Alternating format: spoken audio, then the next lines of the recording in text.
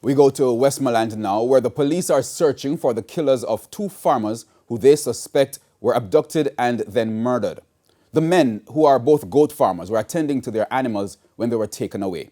Kirk Wright has that report. Goat farming was what the men, 65-year-old Henry Jones and 42-year-old Brian Chambers, did for a living for decades.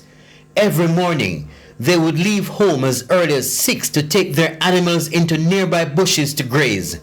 On Monday, they reportedly took over 200 heads of goat and sheep to feed in the cane fields of Mint Road in Grange Hill.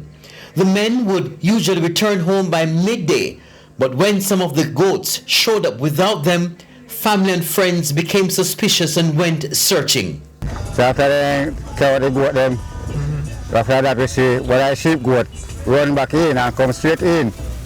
So there's enough people start crying out, say something wrong.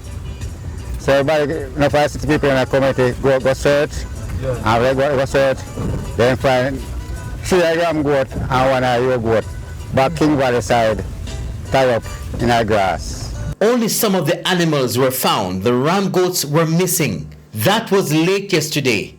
And early Tuesday, the community mobilized and headed further into the bushes. It's where they discovered the bodies of the men with what appeared to be gunshot and stab wounds and their hands bound. The nephew of one of the deceased men says this year he lost other relatives, including an uncle, through violent means. We say it just come to me as a shock, because my first uncle did.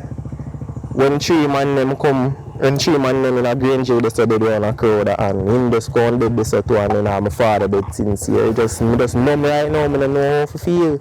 Community members describe the men as hard-working. We are all mourning out here because we say they don't give trouble and stuff. So we are wondering if these people are so heartless.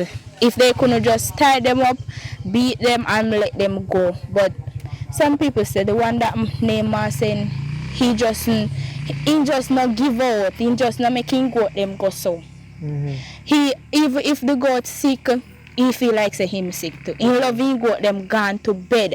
So if they come and attack him, and it's not the first they attack him, but now it's just like it's the end of him.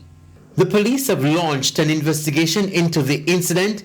They're trying to determine whether this is a case of petty larceny or something deeper. Kirk Wright, TVJ News.